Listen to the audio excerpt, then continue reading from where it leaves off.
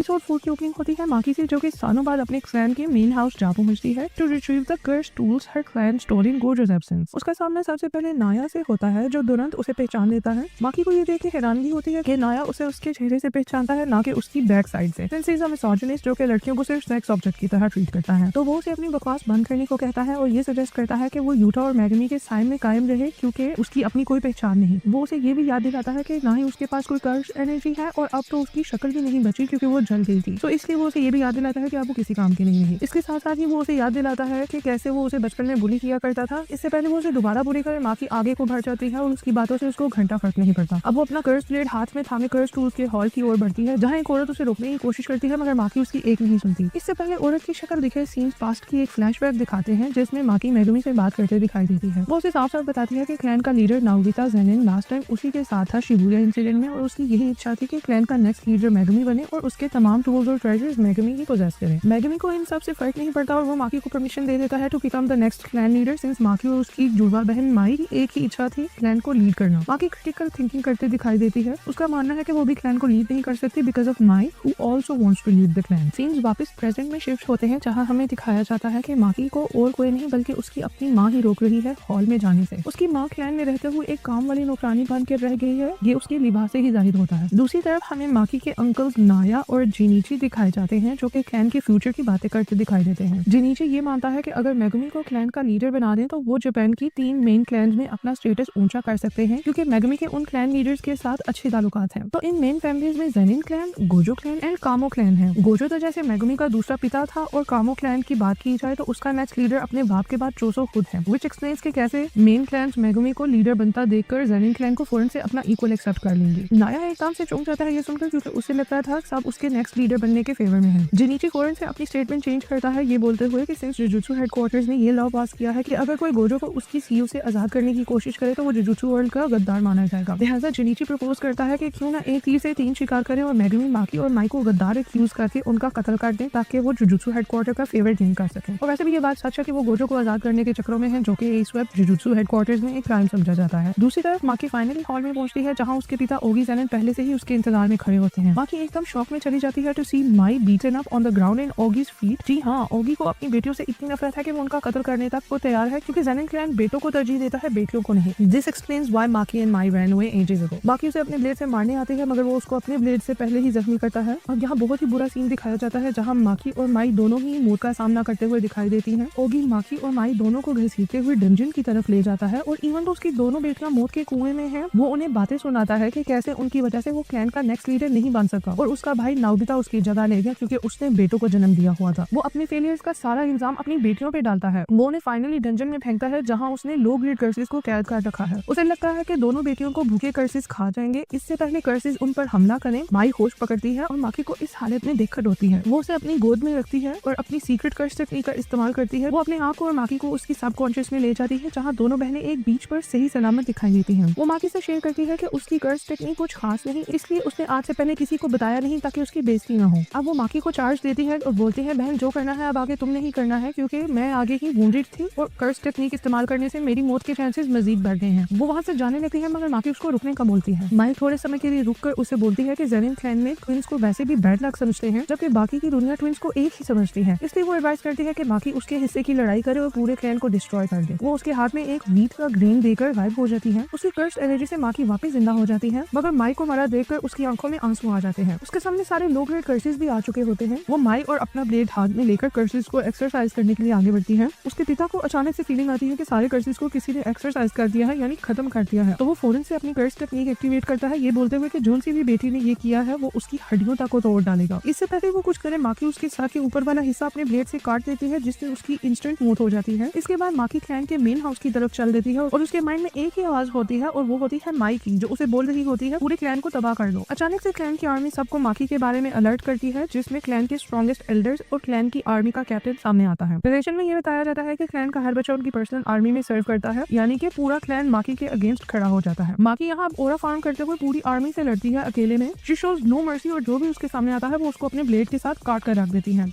वो एक टाइम पर 10-10 लड़कों को मार गिराती है। इन द एंड माकी हॉल में अकेले खड़ी होती है और उसके पीछे पूरी आर्मी मरी पड़ी होती है। तो जी हाँ, ये वही सीन है जिसका एनिमे फैंस को बहुत बेसब्री से इंतजार था। अब पूरा हॉल नौजवानों के खून से भर जाता है। अब कैप्टन आगे आता है along with the strongest tree of Zenin clan called the high. इनमें जिनीची और 2 और स्ट्रॉन्ग एल्डर्स हैं माकी के। वो अपनी नित नई कर्स टेक्निक से माकी पर हमला बोलते हैं, मगर माकी जुनून में सबको मार जाती है। वो उनकी कर्स एनर्जी के अगेंस्ट एक्ट करती है, इवन तो उसके पास अपनी कोई कर्स एनर्जी नहीं। उसकी रॉ स्ट्रेंथ देखते ही सब उसको टोजी से कंपेयर करते हैं और उसका खौफ खाते हैं, मगर तब तक वो सबको मार गिराती है। वो जिनीची का भी सर कलम कर देती है और उसे समुद्र में फेंकती है। अब हाई का लीडर नाया उसका सामना करते हुए आता है।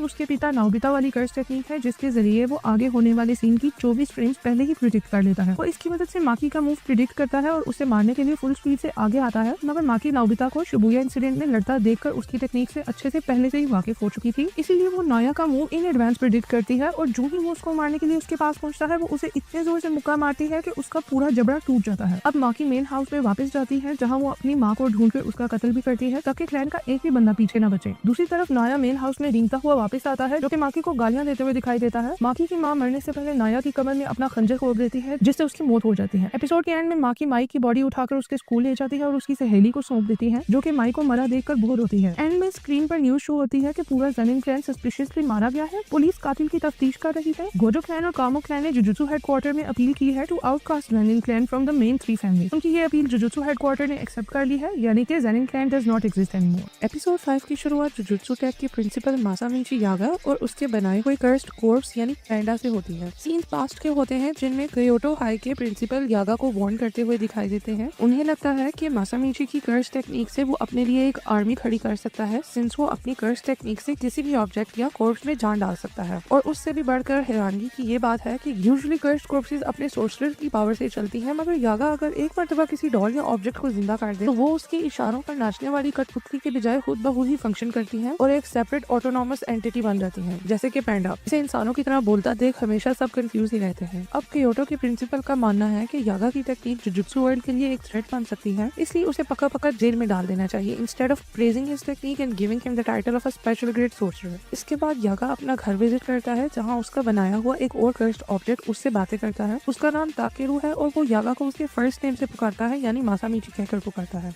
यागा उसे बताता है कि वो वापस जुजुत्सु टेक काम के सिलसिले से लौट रहा है और उसे वापस आने में टाइम लगेगा। आने से पहले वो ताकेरू को प्रॉमिस करता है कि वो उसे उसकी माँ से मिलवाएगा। उसके निकलने से पहले ताकेरू और बाकी कर्स्ड डॉल्स उसको उदासी के साथ अलविदा बोलती हैं। इसके बाद हमें प्रेजेंट के सीन्स दिखाए जाते हैं जहाँ हमें पैंडा और कुसाकाबी दिखाई देते हैं। कुसाकाबी पैंडा को बोलता है कि वो सिर्फ इसलिए उसकी मदद कर रहा है क्योंकि वो यागा को बचाना चाहता है and since he owes Yaga a favour he wants to help Panda so he can rescue Yaga. Scenes वापस माजी की ओर लौटते हैं जहाँ यागा ताकेरू को गार्डन में लेकर जाता है जहाँ वो एक आदमी और व्हील चेयर पर बैठी एक औरत को वेलकम करता है। वो उन्हें एडवांस में वार्न करता है कि वो जिस ताकेरू को पेश करने जा रहा है वो उनका छोटा बेटा ताकेरू नहीं है जो कि रियल लाइफ में मर चुका है, क्योंकि वो एक कर्स्ड ऑब्जेक्ट है जिसके अंदर उसने ताकेरू की सोल इन्फॉर्मेशन एंड पर्सनैलिटी डाली हुई है। इसके बावजूद ताकेरू की माँ उसे देखकर अपनी व्हील चेयर से उठकर उसकी ओर भागने की कोशिश करती है मगर गिर जाती है। अब सीन वापस प्रेजेंट में आते हैं और हमें यागा दिखाया जाता है on the run after headquarters ने उसे मौत की सजा सुना दी थी for thinking that he cooperated the Shibuya incident. रास्ते में उसे क्योटो हाई के प्रिंसिपल जिनका नाम योशिनोबु गाकुगाजी है गली में घेर लेते हैं। वो उसे फोर्स करते हैं कि वो अपनी सीक्रेट टेक्निक रिवील करे जिसके जरिए वो डॉल्स में जान डालकर उन्हें ऑटोनॉमस बना देता है। ऑटोनॉमस मींस खुद ब खुद चलने वाला जीन। उसके बाद गाकुगाजी अपनी कर्स टेक्निक साउंड एम्पलीफायर का इस्तेमाल करते हुए अपनी गिटार की आवाज को कर्स्ड वेव्स में तब्दील करके यागा की ओर एमिट करता है, जिनसे यागा की छाती पर बहुत गहरे घाव बन जाते हैं और वो मौत का सामना करते हुए दिखाई देता है। जब वो रोड के किनारे मर रहा होता है वो रिवील करता है कि सबसे पहले वो किसी भी बॉडी की इन्फॉर्मेशन को सोल इन्फॉर्मेशन में तब्दील करता है, जिसके बाद वो उसे कर्स्ड ऑब्जेक्ट की कोर में प्लेस करता है। वो अगला मेन राज फाश करता है ये बताते हुए कि ये सब काफी नहीं बल्कि कर्स्ड ऑब्जेक्ट को ऑटोनॉमस बनाने के लिए वो एक ऑब्जेक्ट में 3 कंपैटिबल सोल्स डालता है, यानी कि ऐसी सोल्स जो एक दूसरे से मिलती हो और उनकी अच्छी बॉन्डिंग बनती हो। वो अपनी कर्स टेक्निक से मेक श्योर करता है कि वो सोल्स हर टाइम एक दूसरे को ऑब्जर्व करती रहे, जिसकी बदौलत ऑब्जेक्ट्स में फाइनली सेल्फ अवेयरनेस पैदा होती है और वो ऑटोनॉमस बन जाते हैं। ये सुनकर गाकुगाजी शॉक हो जाता है। उसी वक्त वहाँ पर पैंडा एंट्री मारता है जो कि यागा का बनाया हुआ कर्स्ड ऑब्जेक्ट है। वो गाकुगाजी पर हमला नहीं करता क्योंकि ये उसकी नेचर में नहीं है। वो उल्टा यागा को अपनी बाहों में थामे रोना शुरू कर देता है। सीन्स फाइनली हमारे लीड्स यूजी एंड मेगुमी की तरफ शिफ्ट होते हैं। उन्हें टेंगन की बताई हुई बातें याद आती हैं, जो कि उन्हें हाकारी के सीक्रेट फाइट क्लब की लोकेशन बताता है और सावधान रहने के लिए बोलता है, क्योंकि हाकारी के फाइट क्लब में काफी कर्स्ड यूजर्स मौजूद हैं। मेगुमी को टेंगन से पता चलता है कि हाकारी सॉर्सरर्स की लड़ाई करवाता है in front of non sorcerers to make money, जो कि जुजुत्सु हेडक्वार्टर्स के सीक्रेसी आर्टिकल्स को वायलेट करता है। अब मेगुमी और यूजी फाइनली फाइट क्लब की बिल्डिंग के बाहर पहुंचते हैं। मेगुमी यूजी को कपड़े चेंज करने का बोलता है, क्योंकि उसे लगता है कि अगर हाकारी को पता चला कि ये जुजुत्सु हाई से हैं, तो वो भाग निकलेगा। यूजी मजाक में पूछता है कि वो लोग भला कब जुजुत्सु वालों के साथ हैं, सिंस वो गोजो को सपोर्ट करते हैं। मेगुमी बोलता है कि भाई हम ग्रे जोन में हैं और ऐसा सिर्फ हाकारी को लगता है बुद्धू, हम एक्चुअली जुजुत्सु वालों की तरफ से नहीं हैं। अब गैराज में हाकारी के सिक्योरिटी गार्ड्स उन्हें रोकते हैं। मेगुमी अचानक से बड़े बड़े झूठ बोलकर गार्ड्स को कन्विंस करता है कि हम यहाँ फाइट क्लब में पार्टिसिपेट करने आए हैं। गार्ड्स फाइट क्लब मूवी की रेफरेंस देते हुए बोलते हैं कि तुम्हें नहीं पता, फाइट क्लब का पहला रूल है that you do not talk about fight club. Megumi झट से बोलता है कि उसने उस बंदे को कत्ल कर दिया था जिसके मुंह से इस फाइट क्लब का गलती से जिक्र निकला। गार्ड्स अचानक से बुद्धू बन जाते हैं, क्योंकि हाल ही में उनका एक फाइटर गायब हुआ था। मेगुमी यूजी का नाम दर्ज करवाता है as a fighter since he thinks he is better than him. साथ ही गार्ड्स को हाकारी की कॉल आती है, जो सिर्फ यूजी को अंदर आने की परमिशन देता है। मेगुमी फिर भी उसके साथ आगे बढ़ता है। रास्ते में वो अपने प्लान की सारी स्ट्रेटेजी डिस्कस करते हैं। मेगुमी बाहर रहकर पार्किंग लॉट में छानबीन करेगा, जबकि यूजी पूरी बिल्डिंग में झांका-तांकी करेगा और हाकारी से मिलने की कोशिश करेगा। मेगुमी यूजी को झूठ बोलने का कहता है, क्योंकि उसे लगता है कि अगर उनकी असलियत आपको पता चल गई तो उनके हाकारी के मिलने के चांसेस कम हो जाएंगे और फिलहाल ये बहुत जरूरी है कि वो हाकारी को ढूंढकर उसे अपने साथ कलिंग गेम में शामिल करें, क्योंकि यूटा ने साफ साफ बोल दिया है कि हाकारी उससे भी ज्यादा ताकतवर है। कलिंग गेम्स को भी सिर्फ 9 दिन रह गए हैं, अगर उन्होंने इन दिनों में पार्टिसिपेट ना किया तो वो लोग मारे जाएंगे। अब यूजी फाइनली अंदर पहुंचता है, जहाँ वो गार्ड से चपड़ी चपड़ी बातें करके हाकारी की जानकारी निकलवाने की कोशिश करता है। गार्ड उसे सबसे पहले 2 मेन रूल्स बताता है। Rule number 1 is that Yuji is not allowed to run away, उसे वही फाइट करेगा जहां ऑडियंस उसे देख सके। और दूसरा रूल ये है कि वो अपनी कर्स टेक्निक्स नहीं यूज कर सकता। बुद्धू यूजी को लगता है कि ये रूल सेफ्टी के लिए बनाया गया है, इसलिए वो कॉन्फिडेंस के साथ बोलता है कि उसे कोई मसला नहीं है अगर वो टेक्निक्स यूज कर भी लेगा। गार्ड उसी वक्त उसे याद दिलाता है कि उनकी ऑडियंस नॉन सॉर्सरर्स है, व्हिच मींस वो उनकी कर्स टेक्निक्स को नहीं देख सकते। अगर वो होने वाली फाइट देख ही नहीं सकते तो वो इंटरेस्ट कैसे लेंगे, और अगर वो इंटरेस्ट ही नहीं लेंगे तो वो कैसे पैसा नीछावर करेंगे। आगे बढ़ते हुए वो यूजी को फाइनली बताता है कि हाकारी से तब ही मिला जा सकता है जब आप उसको इम्प्रेस कर जाओ और वो आपके लिए फेक फाइट्स प्लान करे। यानी कि हाकारी पैसों के चक्करों में मैच फिक्सिंग भी करवाता है और उन मैचेस को एंटरटेनिंग बनाने के लिए वो मैचेस की स्क्रिप्ट खुद लिखता है। यूजी जल्द ही रिंग में उतरता है अपने ओपोनेंट से लड़ने के लिए, ये सोचकर कि आज तो उसे हाकारी को इम्प्रेस करना ही है। जब वो आगे बढ़ता है तो उसे पता चलता है कि उसका ओपोनेंट और कोई नहीं, अपना पैंडा ही है। पैंडा भी उसे देखकर खुश हो जाता है। दूसरी तरफ हमें हाकारी दिखाया जाता है, जो अपनी गर्लफ्रेंड किरारा के साथ मॉनिटर रूम में बैठा होता है। उसे पैंडा के पास मैचेस से यकीन हो गया है कि पैंडा को हराना आसान काम नहीं, मगर उसकी बात गलत निकलती है जब पैंडा यूजी के साथ इशारों में हारने का प्लान बना लेता है। वो यूजी बहुत ही बेकार किस्म की फेक फाइट करते हैं एंड शैडो बॉक्सिंग करते हैं। यूजी छलांगे लगाकर हर स्टोरी पर जाके ऑडियंस के सामने फाइट करता है, जिससे क्राउड बहुत ही एंटरटेन होती है और चीयर करती है। इन द एंड पैंडा खुद नीचे गिर जाता है और हार खा लेता है, जिससे हाकारी इंप्रेस होकर यूजी को अपने पास बुलवाने का अंदेशा अपने गार्ड को देता है। किरारा उसे पूछती है कि वो भला कैसे किसी से भी मिलने को तैयार हो गया है। वो उसे बोलता है तुम मेरी सिक्योरिटी जो मौजूद हो तो मुझे कैसा डर। वो किरारा को भेजता है टू रिसीव यूजी। दूसरी तरफ पैंडा पार्किंग लॉट में मेगुमी को मिलता है और बताता है कि कैसे वो इस फाइट क्लब में फंस गया था इन ऑर्डर टू अप्रोच हाकारी। वो बताता है कि हाकारी मॉनिटर रूम में बैठता है, जिसके ऊपर किरारा ने एक ऐसा बैरियर बना रखा है जो सबको उस रूम से उतना ही दूर करता जाता है जितना कि वो उस रूम के करीब होना चाहे। इसी वजह से पैंडा ने बहुत कोशिश की, मगर वो बैरियर नहीं तोड़ पाया और हाकारी को नहीं कन्फ्रंट कर पाया। उसे अब यूजी की टेंशन होने लगती है, सिंस उसे मालूम है कि यूजी अपना कवर इजीली ब्लो कर देगा, सिंस उसे झूठ बोलना नहीं आता। अब किरारा यूजी को रिसीव करती है और हाकारी के ऑफिस में ले जाती है। हाकारी एक अपॉर्चुनिस्ट निकलता है जो कि यूजी को जॉब ऑफर करता है। वो बोलता है कि मेरा 1 घंटे के लिए काम करने से तुम मिलियंस बना सकते हो, मगर क्या काम है वो जानने के लिए तुम्हें मुझे 2 लाख देने होंगे। बातों ही बातों में वो यूजी को बताता है कि उसकी यही स्कीम है लोगों से पैसे बटोरने की, और दूसरी ये कि वो गैम्बलिंग पसंद करता है। वो गैम्बलिंग सिर्फ पसंद ही नहीं करता बल्कि उसे अपना पैशन और असूल मानता है। उसे लगता है कि गैम्बलिंग खुद बुरी चीज नहीं है, बल्कि लोग इसे तभी बुरा मानते हैं जब वो इसमें हारते हैं। लिहाजा वो सबको एक झूठी तसल्ली देकर उनके पैशन को गैम्बलिंग के थ्रू कंट्रोल करना चाहता है। वो यूजी को बोर्ड में पोजीशन भी ऑफर करता है, ये बोलते हुए कि मुल्क के जो हालात हो रखे हैं बिकॉज ऑफ सोर्सरर्स, जिनका पर्दाफाश हो गया है एंड हेडक्वार्टर्स जो हिल चुका है, ये सब का फायदा उठाते हुए वो अपने इलीगल बिजनेस को एक्सपेंड करना चाहता है। वो यूजी के लिए शराब भी निकालता है, मगर यूजी मना करता है पीने से, ये बोलकर के वो अंडर एज है। हाकारी को लगता है कि यूजी इसलिए नहीं पी रहा क्योंकि इसको बहुत जल्द चढ़ती है। अचानक से हाकारी को किरारा की कॉल आना शुरू हो जाती है, जो बंद होने का नाम नहीं लेती। हाकारी उसको इग्नोर करते हुए गोजो को याद करता है और बताता है कि गोजो भी ऐसा बंदा है जिसको बहुत जल्दी चढ़ती है। यूजी एकदम नर्वस होकर उसे बोलता है कि भाई गोजो कौन है, वो पहली बार ये नाम सुन रहा है। ये सुनते ही हाकारी को उस पर शक हो जाता है और वो उसे कहता है कि सोर्सरर होते हुए तुम्हें गोजो का नहीं पता, इसका मतलब तुम सच में जुजुत्सु हाई की तरफ से हो। इससे पहले यूजी अपनी उसे स्टोरी एक्सप्लेन करे, हाकारी उस पर हमला बोल देता है और बताता है कि किरारा उसे फोन के थ्रू इशारा ही कर रही थी कि यूजी इज अ मोल। और इसी के साथ हमारा 5वां एपिसोड खत्म होता है।